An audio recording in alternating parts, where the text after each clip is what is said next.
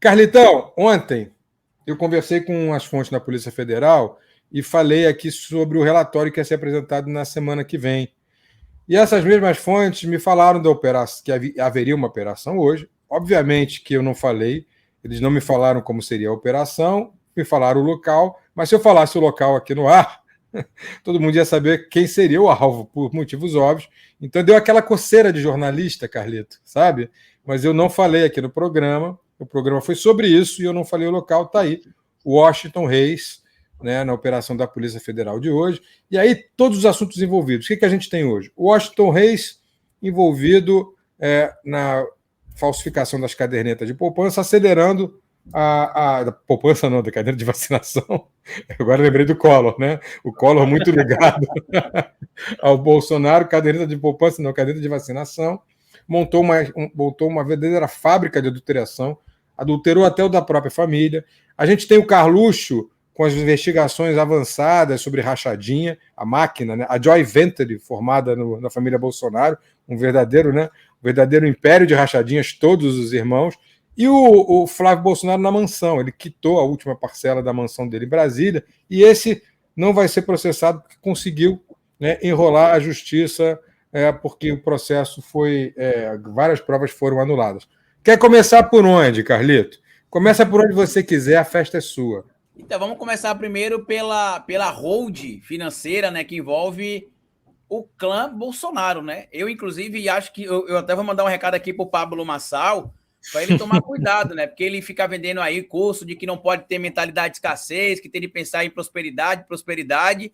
Os Bolsonaro vão ultrapassar ele, porque o Flávio aí é um exemplo de sucesso, um cara que consegue comprar imóveis ali com um valor muito abaixo do valor do mercado, tanto em dinheiro vivo quanto em Brasília, em dinheiro vivo, ainda consegue, né, com informações que a gente vai descobrir provavelmente na masterclass dele, como é que você consegue fazer um financiamento de um imóvel abaixo do valor que o mercado exige de juros, por exemplo, e ainda com um salário de pouco mais de R$41 mil brutos, né, depois que desconta cai bastante, né, tem o imposto de renda retido na fonte de cerca de 27% ali, ele conseguiu quitar em 36 meses o financiamento da casa dele, que na avaliação do mercado custaria em torno de R$15 milhões, mas o Flávio comprou na bagatela de apenas R$6 milhões, assim como a casa também da Ana Cristina Vale, né, a mãe dos infurosos, Jair Renan Bolsonaro, que ela disse que a casa não era dela, depois na eleição do ano de 2022 ela declarou que a casa era dela, a casa é avaliada em cerca de R$6 milhões, mas ela declarou que foi de 150 mil, e assim, é um negócio de família. No caso desse esquema aí do Carluxo, por exemplo, Felipe, a gente consegue conectar Carlos Bolsonaro, Jair Bolsonaro, Rogéria Bolsonaro e Michele Bolsonaro. Por quê? Porque o assessor lá, o chefe de gabinete do Carlos Bolsonaro, que inclusive é interessante, né? Sempre alguém ligado às Forças Armadas. Aquela balela de que as Forças Armadas não é corrupta, que tem de botar militar no poder porque eles não se vendem, né, a nenhum tipo de corrupção, é só discurso frágil para quem quer acompanhar esse tipo de gente. Eu tô lendo um material, Felipe, de um cara que trabalha com marketing digital, que é o guru aí desses picaretas da internet atualmente, né? O rapaz chama-se Philip Klinter, uma coisa assim. Klinter, algo assim. E ele fala sobre o marketing digital 4.0, 5.0 e 6.0. E tem algumas estratégias que se utilizam no marketing digital que esses políticos, inclusive bolsonaristas, eles trazem para o seu universo. Por exemplo, Felipe Glauco, ele diz lá que para um indivíduo ser sucesso no universo que ele atua nas redes, né, ou através da internet, do marketing digital, ele não tem de construir uma base de fãs, ele tem de construir uma base de advogados, que são pessoas que vão defender elas em qualquer circunstância. O próprio Pablo Marçal, por exemplo, utiliza isso. Né? O próprio Pablo Marçal coloca em prática isso que está presente nesse livro lá do Marketing Digital 4.0. Muita gente está comentando aqui, Carlito, comenta sobre a possível pena do Carlos Bolsonaro, o que é que vai acontecer, ele vai ser preso logo, já que ele não tem foro privilegiado. Deixa eu explicar uma coisa para vocês, gente. Já vou jogar aqui a água no suco de quase todo mundo, tá? Ele não deve ser preso agora. Por quê? A prisão, ela é uma exceção à regra. Ela não é a regra. Então, até que se prove o contrário, todo mundo deveria se manter ali, presumindo-se inocente e solto, salvo em algumas exceções. Então, é provável que o Carlos Bolsonaro não seja preso de imediato, a não ser, Felipe, que algum juiz em primeira instância, que pode acontecer, né, já que ele não tem prerrogativa especial de foro de função, peça a prisão preventiva do Carlos Bolsonaro. Mas a gente já sabe que nem Carlos, nem Jair, nem a Michelle e nem a mãe do Carlos Bolsonaro, que em tese também era beneficiada nesse esquema aí, serão presas no estalar do dedo. E eu vou dizer uma coisa para quem vai questionar, tá? Isso não é ruim, não. Isso é bom. Por quê? Porque a gente tem de exigir que a lei seja assim para todo mundo, porque a lei é assim. Ela não pode ser diferente porque é para mim. Então a gente tem de aproveitar esse momento e falar, olha, se acontecer algo comigo, a aplicação da lei tem de ser a mesma. Se acontecer algo com o Felipe, a aplicação da lei tem de ser a mesma. Se acontecer algo com o Glauco, a aplicação da lei tem de ser a mesma. Isso não é altruísmo, isso aqui é exigir que a lei seja aplicada da maneira correta. O grande problema, Felipe e Glauco, é que tem muita materialidade. Tá? Quando a polícia formaliza uma denúncia, ou o Ministério Público acata essa denúncia e decide encaminhar essa denúncia para a justiça para que o indivíduo se torne um réu, ele precisa ter, primeiro, elementos circunstanciais evidentes que comprovam a conduta criminosa e que tem a possibilidade de punibilidade, né? Ou seja, de você ter cometido uma conduta entendida como ilícita e de ter a punição aplicada. No caso do Carlos Bolsonaro, a gente fala muito aqui do crime de rachadinha, mas a lei entende esse crime como sendo crime de peculato e a pena é pesada, Felipe. Ó, o crime de peculato, que está presente no artigo 312 do Código Penal, ela tem uma pena ali, ó, que varia de 2 a 12 anos. Então, na melhor das hipóteses ali, você vai ter o Carlos Bolsonaro tendo uma condenação ali, na minha conta, pelo menos aqui, por baixo, né? Eu não vou nem levar em consideração os agravantes nesse momento aí. Por baixo ali, entre 6 e 8 anos, na melhor das hipóteses. Por baixo, entre 6 e 8 anos. Porque você tem ali, ó, apropriar o funcionário público de dinheiro, valor, qualquer outro bem móvel, público ou particular de que tem posse em razão do cargo ou desviá-lo em proveito próprio ou alheio. E ainda tem também o que se chama aqui de peculado mediante a erro de outrem, né? Que eles vão alegar por aí, né? Que não sabia ou que alguém se beneficiou e recebeu o dinheiro errado, né? Porque eles vão alegar isso. Né? Não, mas o meu assessor se apropriou desse dinheiro, mas foi contra a minha vontade. Então eu não posso ser enquadrado aí no crime de peculato porque eu não sabia. Como é que você não sabia se o seu assessor está pagando as suas contas? Como é que você não sabia se o seu assessor está pagando as contas da sua mãe, da sua madrasta, do seu pai? Tem seguro de carros ligados ao clã Bolsonaro que foi pago com dinheiro do gabinete do Carlos Bolsonaro. E aí tem uma figura que pouca gente lembra, mas que a gente não esquece, chamada Marcelo Nogueira, que é o pai gay do Jair Renan Bolsonaro. Ele diz que tem 2 pais. Um é o Bolsonaro e o outro pai que ele tem, ele diz que é um pai gay, que é um pai de consideração, que é o Marcelo Oliveira, se não me falha a memória. Se o sobrenome estiver errado, corrijam por gentileza aí, gente. Se é Oliveira ou se é Nogueira. Ele trabalhou com a Ana Cristina Vale, inclusive deixou ela em Brasília recentemente, porque ela foi caloteira, nas palavras dele, ele era quase que escravizado por ela, não recebia os pagamentos, não recebia o valor combinado, e ele disse que ele andava no gabinete do Carlos Bolsonaro desde a eleição do Carlos Bolsonaro, que o Carlos Bolsonaro era um mela cueca, um adolescente que estava jogando videogame quando ele chegava no gabinete do Carlos Bolsonaro, e a Ana Cristina, palavras do Marcelo, acho que é Marcelo Nogueira mesmo, palavras do Marcelo, foi quem organizou todo esse esquema, né, essa hold, esse empreendimento, né, do marketing político bolsonarista chamado de rachadinha, que a lei entende como peculato. E aí tem vários problemas que eles podem ter, Felipe. Além da aplicação da pena ali por crime de peculato, também tem organização criminosa, porque a lei de crime, das organizações criminosas, que é a Lei 12.850 de 2013, ela estabelece aqui o que é uma organização criminosa. No parágrafo 1º, ela vai falar aqui, no parágrafo 1º do artigo 1º, Felipe.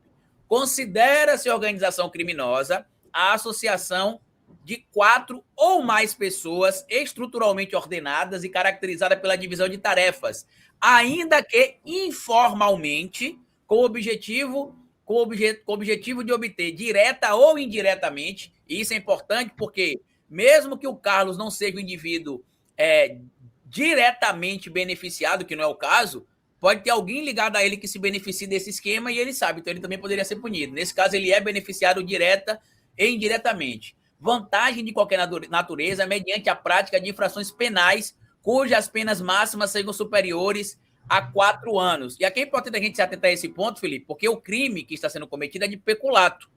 E a pena máxima do crime de peculato são superiores a 4 anos, é 12 anos. Então você vai ter aí essa corja toda sendo complicada muito em breve, e de todos os filhos do Bolsonaro que estão enrolados, este é o único que eu acho que o Bolsonaro está preocupado. Porque, como disse o ex-bolsonarista, né, Julian Lemos, deputado também, ex-deputado ex-bolsonarista, ele disse que o Bolsonaro tem um desespero com o Carlos fazer alguma besteira com a própria vida. E aí é muito provável que o Carlos, né, incorpore ali o Roberto Jefferson, se a polícia for buscar ele, e seja preso. Porque o Julian Lemos, ele relatou um podcast há um tempo atrás... Posso te interromper rapidinho, Carlito? Sim. Só para fazer uma observação nisso que você diz, e depois você volta no Lemos, tá? No podcast do Lemos. O Bolsonaro, ele tem uma relação muito especial com o Carlito. Com o Carlito, não, com o Carluxo. Vou explicar. É rápido, vocês vão lembrar disso. O Carluxo, ele foi eleito vereador com 17 anos de idade. E ele foi eleito vereador no lugar que pertencia à mãe. O que faz o pai Jair Bolsonaro? Ele obriga o filho a concorrer contra a mãe. Isso causa... Eu sou psicanalista, cara.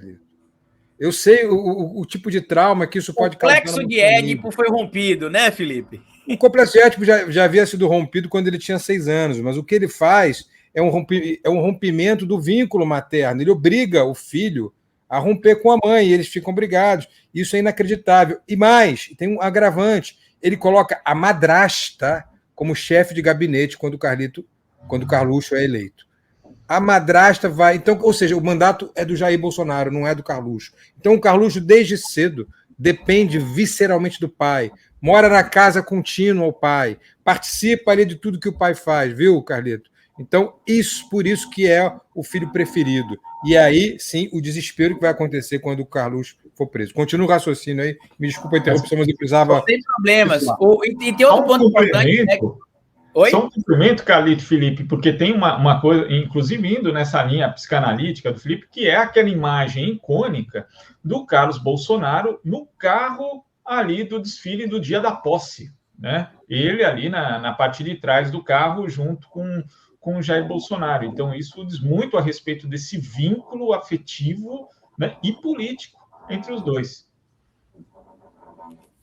E tem um ponto importante também, eu não sei se vocês já leram o livro da Thaís Oyama, né, chamado Tormenta, que ela conta alguns bastidores envolvendo o clã Bolsonaro, né?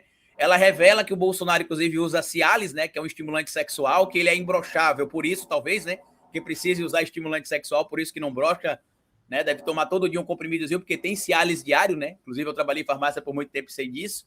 E ela revela lá também no livro, Felipe, que a proposta foi feita primeiro para o Flávio. E o Flávio não topou, ou seja, até para o Flávio existe um limite que ele não consegue ultrapassar, que é ficar contra a mãe. E aí o Carlos Bolsonaro, que é apaixonado pelo pai, que a gente brincou aqui sobre o complexo de Édipo, né? Mas o complexo de Édipo é a relação que existe entre o filho homem com a mãe e o filho homem com a mãe e a filha mulher com o pai. E que geralmente, como o Felipe lembrou, isso se resolve na primeira infância. Em alguns casos chega até a adolescência, né? E só para contextualizar, Carlito, com relação a mães, chama-se complexo de Electra, o do filho com a mãe, diferentemente do complexo de Édipo, que é do filho com a mãe, da filha com o pai, complexo de Electra. E mesmo do filho com o pai, não é a mesma circunstância, depois que passa essa fase, mas você pode ter um complexo maior, que é o chamado complexo paterno. Para aqueles que assistiram, por exemplo, a série Succession, né, o personagem principal de Succession é um bilionário do campo da mídia, tem um filho que tem esse complexo paterno que não consegue se desligar do pai, faz tudo que o pai quer, inclusive comete crimes. E depois o pai o manda para a prisão. O pai pede a ele para assumir um crime que ele não cometeu e ele é obrigado a fazer isso. Depois ele rompe com o pai, mas eu não vou dar spoiler. Ô, Carlito, você está certíssimo. É essa a relação que o Carluxo tem com com o pai. E para quem está comentando aqui, né, se tem cientista político falando das práticas sexuais do Bolsonaro, é porque, lamentavelmente, esse discurso banal dele, inclusive de falar sobre a sexualidade, inclusive eu recomendei aqui essa semana no livro Como o Fascismo Funciona, e vou recomendar de novo, e a precipitação sexual faz parte, inclusive, do discurso do fascismo. Por isso que ele tem de se vender como homem viril o tempo inteiro. Ele não pode dizer que ele brocha, por isso que ele diz que ele é imbrochável, por isso que ele diz que ele é incomível, porque o homem, para eles, dentro do fascismo, tem de ser viril, não pode ser homossexual. Então a gente está comentando essa questão da virilidade dele aqui no livro da Thaís Oyama para explicar como é que isso funciona dentro do universo do fascismo. Se a gente tratar coisas sérias como com comentários banais, realmente, inclusive eu acho que até essa arrogância, o tanto da esquerda, me incomoda, né? Que é, a gente vai falar sobre isso? Vai. Porque isso faz parte, inclusive, da estratégia de comunicação fascista. A política fascista utiliza esses elementos, inclusive da tal sociedade patriarcal. Por que se vende a ideia da mulher recatada e do lar dentro do fascismo? Dentro da extrema-direita? Por conta justamente disso, que a mulher é o sexo frágil, o homem é forte e viril. Então é ele que tem de estar sempre ali apto a coitar-se com a sua mulher. A mulher tem de sempre aceitar o coito com o marido, porque ele é forte e viril, está sempre disposto a coitá-la, e é isso, tá? Voltando para o caso aqui, Felipe, dessa questão do Flávio, né? Que nem o Flávio topou ficar contra a mãe. E aí o Bolsonaro convenceu o Carlos, que naquela época, né, recebia moedas falsas em ônibus, né? Tem um vídeo famoso do Carlos Bolsonaro na internet, que ele recebeu um troco de 50 centavos em uma moeda falsa em um ônibus e foi dar entrevista falando sobre isso. Vocês vão lembrar esse vídeo patético dele também, dizendo que tomou, né, que não percebeu que a moeda de 50 centavos era falsa. E aí o Julian Lemos, em um podcast, ele disse que uma vez ele foi na casa do Carlos Bolsonaro com o Bolsonaro e quando chegou lá ele estava sem camisa, com um colete à provas de bala, uma escopeta atrás da porta e uma pistola na mão. E em pânico, né? E isso a gente chama, né? Eu fiz psicologia por 2 anos, Felipe, e a gente chama isso de síndrome persecutória, né? O cara que acha que sempre está sendo perseguido, que alguém quer matar ele, né? Que alguém quer... Até as pessoas confundem isso com esquizofrenia, que não tem nada a ver uma coisa com a outra, necessariamente, né? E aí você vê ali que ele realmente é um indivíduo que não tá bem. Quando o Bolsonaro fez aquele ato lá, no dia 7 de setembro de 2021, e ele foi informado por um aliado dele que o Carlos Bolsonaro seria preso, porque existia materialidade já naquele momento, para se pedir uma prisão preventiva do Carlos Bolsonaro pelo gabinete do ódio, o que aconteceu? O Bolsonaro ligou para o Temer, chorando, desesperado, e depois ligou para o Xandão, dizendo que se ele não prendesse o filho dele, não foi o Bolsonaro, gente, que ia ser preso, tá? Era o Carlos. Quem acompanha essa história da época era o Carlos. E as matérias estão aí em portais famosos, como, por exemplo, o site da Veja, que é um portal famoso.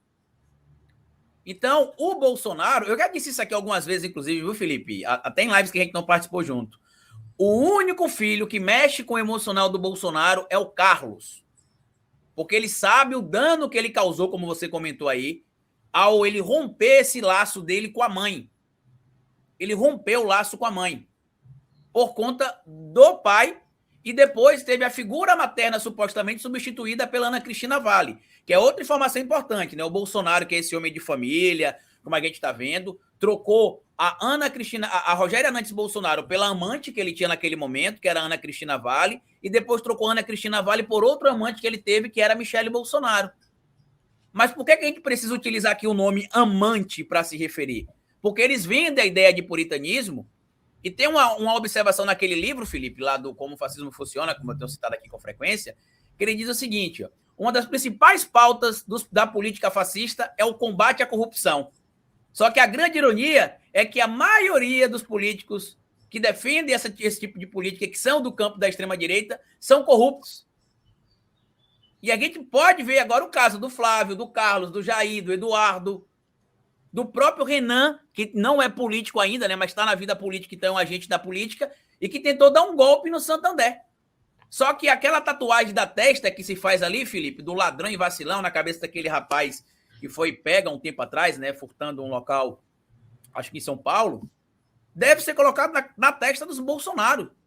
Porque eles emitem nota fiscal, eles deixam ser filmados. No caso do Jair Renan, fez a biometria facial para pegar o dinheiro no Santander e ainda assinou o documento, depois disse, não, Essa foto aí não é eu, não. Será que é um clone dele que tirou aquela foto? Porque no teste de papiloscopia da polícia, eles confirmaram que tanto a biometria facial quanto a assinatura são do Jair Renan Bolsonaro.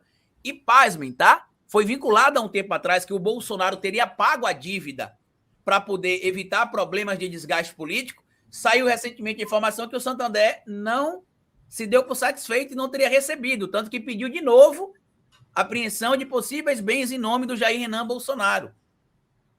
Quando a gente fala aqui em facção criminosa, organização criminosa, né, máfia, o que o clã Bolsonaro faz, meus amigos, a gente só vê em filmes ou em séries como, por exemplo, House of Cards. A gente vê ali. Ou em séries de mafiosos famosas como Sopranos, por exemplo, né, quem é um pouco mais antigo aí como eu, vai lembrar ali, né, de discussões famosas ali que aconteciam em séries mafiosas como Sopranos.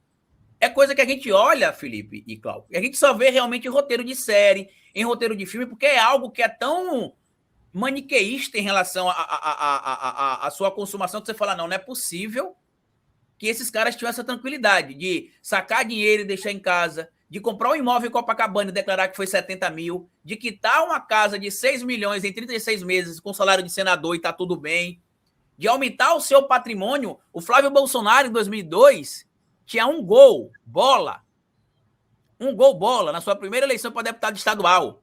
Um gol bola.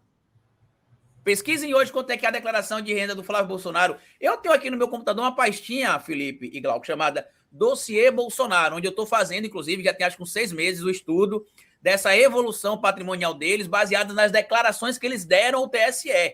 Eu nem peguei ainda aqueles documentos públicos que a gente sabe que a Juliana Dalpiva chegou a divulgar. Agora, Carlitos, eu imagino que seu HD deva estar cheio, então, né? Só com essa evolução patrimonial, você conseguiu registrar tudo, o HD está lotado.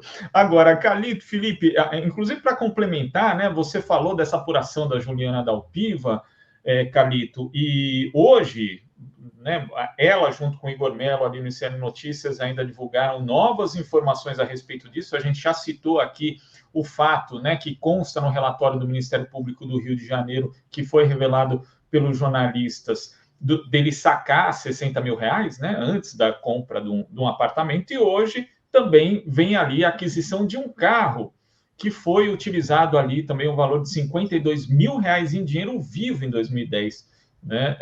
Então, quer dizer, a gente tem outro trecho desse relatório, a gente está vendo aí que era um hábito bastante comum de membros do clã Bolsonaro, essa manipulação de dinheiro vivo, né? Lembrando também que essa não é a única investigação contra Carlos Bolsonaro, porque tem ali o inquérito, no âmbito do inquérito das milícias digitais, inclusive, a Polícia Federal investigando aquele esquema ilegal que teria sido montado no governo Bolsonaro da BIM paralela, né, que monitorava autoridades públicas, adversários e outros alvos, inclusive por meio daquelas ferramentas de geolocalização de celulares.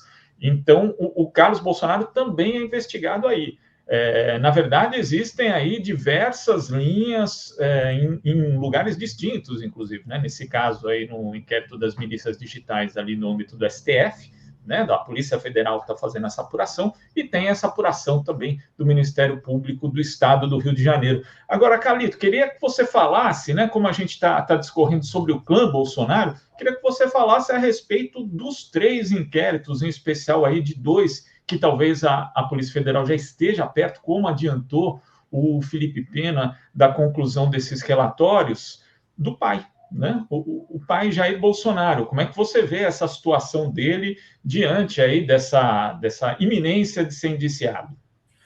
Eu acredito aqui, inclusive, né, porque a denúncia formalizada o pedido de indiciamento é feito pela polícia, mas a denúncia formal à justiça tem que ser feita pelo Ministério Público, né, para que ele seja tornado réu. Eu até estou vendo algumas pessoas me perguntando aqui sobre a questão da multa, né, já que o artigo 312, Felipe Glauco, do Código Penal, prevê multa para o crime de peculato, né? Só que a gente tem de aprender a entender como está escrito, né? Que olha o que diz aqui, ó. Reclusão de 2 a 12 anos e multa. Ou seja, não é ou multa. Muita gente está falando aqui, mas se ele pagar a multa, ele não fica livre, não? Não. A pecúnia, a punição financeira, é um elemento que inclui a punição. Quer um exemplo claro, Felipe? O Bolsonaro e o Braga Neto estão inelegíveis. eles tiveram a condenação no âmbito da suspensão dos seus direitos políticos, além da pecúnia, o pagamento de multa. No caso do Bolsonaro, mais de 400 mil reais, e no caso do Braga Neto, mais de 200 mil reais.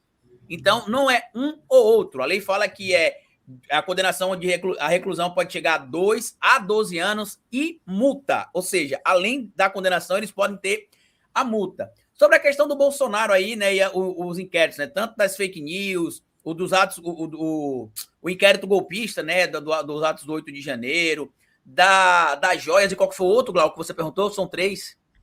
Da tentativa de golpe de Estado. Tentativa de golpe de Estado. O caso das joias e o cartão de vacinação. Pronto. No caso das joias, para mim, é o que dá para incluir vários crimes no caso do Bolsonaro, porque a gente está falando muito em crime de peculato, mas no caso do crime que o Bolsonaro teria supostamente cometido, junto com seus cúmplices também no caso das joias, a gente pode incluir o crime de descaminho, que é o quê? Iludir no todo ou em parte o pagamento de direito ou imposto devido pela entrada, pela saída ou pelo consumo de mercadoria. Reclusão de 1 a 4 anos. E detalhe, quando a gente fala sobre o crime de descaminho, é não declarar um produto que você precisa pagar imposto, ou no caso dos presentes ao Estado brasileiro, que são isentos ali do imposto, você tem de apresentar a documentação que aquele presente é um presente para o Estado brasileiro, e não foi feito.